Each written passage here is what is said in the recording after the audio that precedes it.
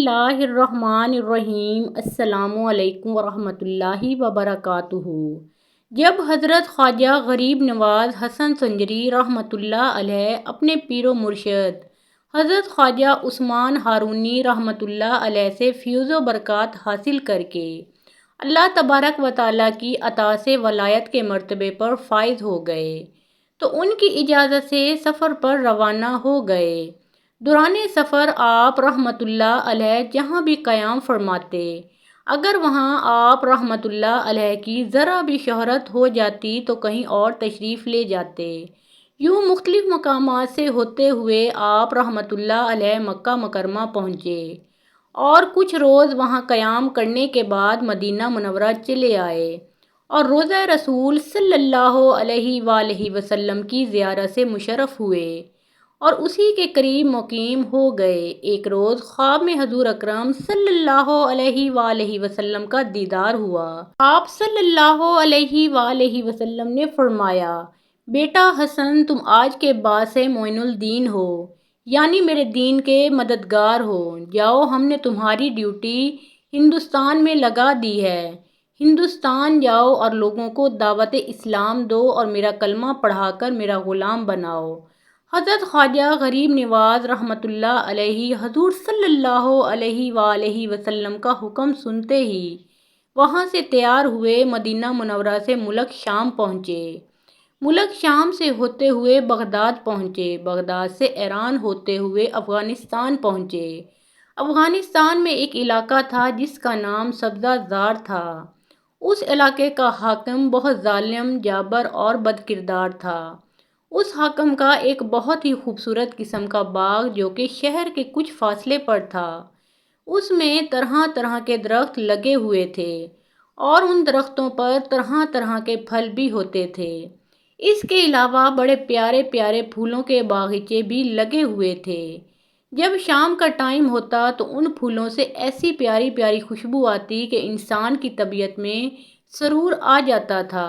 یہی وجہ تھی کہ ہر روز سبزہ زار کا حاکم شام کو اس باغ میں سیر و تفریح کے لیے آتا تھا اور اس کے تمام ملازمین، تمام خادمین باغ میں سے ہر اس آدمی کو نکال دیتے تھے جو بھی وہاں سیر و تفریح کی غرض سے آیا ہوتا۔ جب خواجہ غریب نواز رحمۃ اللہ علیہ اس علاقے سبزہ زار میں پہنچے تو آپ رحمۃ اللہ علیہ اپنے مرید خاص حضرت قطب الدین بختیار کاکی رحمۃ اللہ علیہ کو ساتھ لیے اسی باغ میں پہنچے۔ اس باغ میں ایک بہترین قسم کا حوض بنا ہوا تھا۔ آپ رحمۃ اللہ علیہ اسی حوض کے پاس تشریف لے گئے، اسی حوض سے وضو کیا اور 2 رکعت نماز نفل ادا فرمائے۔ نفل پڑھنے کے بعد اسی حوض کے کنارے مصلی بچھا کر بیٹھ گئے اور قرآن پاک کی تلاوت کرنی شروع کر دی۔ اور ادھر شام کا ٹائم ہو گیا، حاکم سبزہ زار آنے والا تھا۔ تمام لوگ باغ سے جا رہے تھے کہ کہیں بادشاہ ہمیں دیکھ کر غصے میں نہ آ جائے۔ چنانچہ ساری دنیا چلی گئی لیکن خواجہ غریب نواز رحمۃ اللہ علیہ باغ سے تشریف نہ لے گئے، وہیں بیٹھے قرآن پاک کی تلاوت فرماتے رہے۔ دوسری طرف حاکم کے ملازمین بڑے پریشان ہو گئے کہ اب یہ بزرگ جا نہیں رہے، بادشاہ آ گیا تو کہیں ہماری نوکری کی چھٹی نہ ہو جائے۔ تمام ملازمین خواجہ غریب نواز رحمۃ اللہ علیہ کی خدمت میں پہنچے اور عرض کرنے لگے، حضور غریب نواز، ہم لوگ بڑے غریب ہیں، فرمایا تم کہنا کیا چاہتے ہو؟ عرض کی، حضور حاکم کا حکم ہے کہ جب میں باغ میں پہنچوں تو کوئی بندہ باغ میں نہیں ہونا چاہیے، ورنہ تمہاری چھٹی بھی ہو جائے گی اور تمہیں سزا بھی دی جائے گی۔ حضور اب اس کا ٹائم ہونے والا ہے، وہ آنے والا ہے، اگر آپ نہ گئے تو پھر ہمارے بچوں کا کیا بنے گا، ہماری نوکری کا کیا بنے گا اور ہمیں سزا کا کیا معاملہ ہوگا۔ حضور ہم غریب پر کرم فرماؤ اور باغ سے تشریف لے جاؤ، مہربانی ہوگی۔ خواجہ غریب نواز رحمۃ اللہ علیہ نے ارشاد فرمایا کہ بادشاہ کے ملازموں، ڈرنے کی ضرورت نہیں، انشاءاللہ میں بھی یہاں سے نہیں جاؤں گا، تمہاری نوکری بھی نہیں چھوٹے گی، تمہیں سزا سے ڈرنے کی بھی کوئی ضرورت نہیں۔ لیکن ملازمین نے کہا کہ حضور ہمیں تو حاکم کے نام سے بھی خوف آتا ہے کیونکہ وہ بڑا ظالم ہے، کسی کا بھی لحاظ نہیں کرتا۔ آپ نے فرمایا تم اپنے حاکم سے ڈرتے ہو لیکن میں تمہارے حاکم سے نہیں ڈرتا، بلکہ میں تو اپنے معبود حقیقی اپنے حاکم رب العالمین سے ڈرتا ہوں۔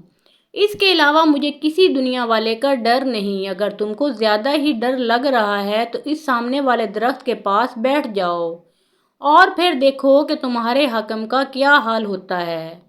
اتنے میں باغ کے ملازمین نے زور زور سے پکارنا شروع کر دیا کہ خبردار، ہوشیار، حاکم وقت تشریف لا رہے ہیں۔ تمام ملازمین، تمام خدام، تمام نوکر چاکر ہاتھ باندھ کر بڑے مؤدبانہ طریقے سے بادشاہ کے استقبال کے لیے صف بستہ کھڑے ہو گئے۔ حاکم وقت باغ میں پہنچا تو کیا دیکھا کہ ایک نورانی چہرے والا انسان حوض کے کنارے مصلی بچھائے قرآن پاک کی تلاوت میں مشغول ہے۔ بادشاہ نے جب یہ منظر دیکھا تو بڑے غصے میں آ گیا۔ تمام ملازمین کو اپنے پاس بلایا اور غصے میں لال پیلا ہو کر کہنے لگا کہ او کم بختوں، کیا تم نے میرا حکم نہیں سنا ہوا کہ جب میں سیر کی غرض سے باغ میں آؤں تو کوئی بندہ باغ میں نہیں ہونا چاہیے۔ تمام ملازمین نے بیک زبان ہو کر ہاتھ باندھ کر کہا، جی حضور، آپ کا حکم ہمیں معلوم ہے، تو پھر بادشاہ گرجا کہ یہ بندہ کیوں یہاں بیٹھا ہے؟ تمام ملازمین خادمین کی ٹانگوں میں کپ کپی طاری ہو گئی۔ ملازمین دل ہی دل میں خواجہ صاحب کو کہنے لگے کہ بابا جی نے ہمیں مروا دیا۔ ہم جو کہتے تھے کہ بابا جی حاکم بڑا جابر ہے، بڑا ظالم ہے، لیکن خواجہ غریب نواز رحمۃ اللہ علیہ ملازمین کی حالت بے کسی دیکھ رہے تھے۔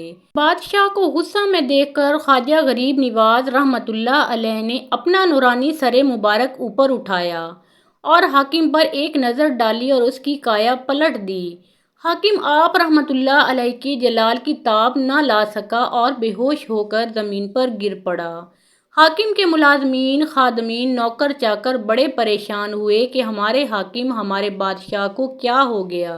تھوڑی دیر تک حاکم بے ہوش پڑا رہا۔ تھوڑی دیر کے بعد خواجہ غریب نواز رحمۃ اللہ علیہ نے حاکم کے ایک ملازم کو فرمایا، کیوں بھائی، کیا یہی تمہارا جابر اور ظالم حکمران ہے جو کسی کو گنتی میں شمار نہیں کرتا تھا، جس کے خوف سے تمہارے سانس اکھڑے ہوئے تھے، جس کی دہشت سے تمہیں اپنی نوکری کا خطرہ ہو گیا تھا؟ دیکھو خادموں، اپنے آقا کو دیکھو، اپنے بادشاہ کو دیکھو، اور پھر میرے اللہ تبارک و تعالیٰ کی شان کو دیکھو جس نے ہمیں یہ عزت، یہ شان عطا فرمائی۔ ملازمین نے عرض کی، حضور، ہم آپ کی بزرگی کو مان گئے، واقعی آپ اللہ کے بہت مقبول و محبوب بندے ہیں۔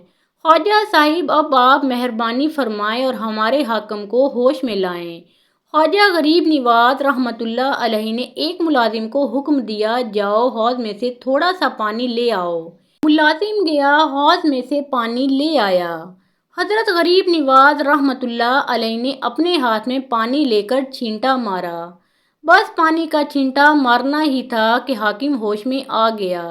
ہوش میں آتے ہی تمام غرور و تکبر ختم ہو گیا۔ فوراً عاجزی و انکساری کے عالم میں حضرت خواجہ غریب نواز رحمۃ اللہ علیہ کے قدموں میں گر پڑا اور سچے دل سے مسلمان ہو گیا، اور حضرت خواجہ غریب نواز حسن سنجری رحمۃ اللہ علیہ کا غلام اور مرید بن گیا۔ اس کا مرید بننا ہی تھا کہ تمام سبزہ زار کے لوگوں نے خواجہ غریب نواز رحمۃ اللہ علیہ کے ہاتھوں پر سچے دل سے توبہ کی اور تمام کے تمام بیعت ہو گئے۔ پورا شہر سبزہ زار غریب نواز رحمۃ اللہ علیہ کا مرید ہو گیا۔ محترم ناظرین، پیارے آقا محمد مصطفیٰ صلی اللہ علیہ وآلہ وسلم کا پیارا نام ایک بار کامنٹ سیکشن میں ضرور لکھیں۔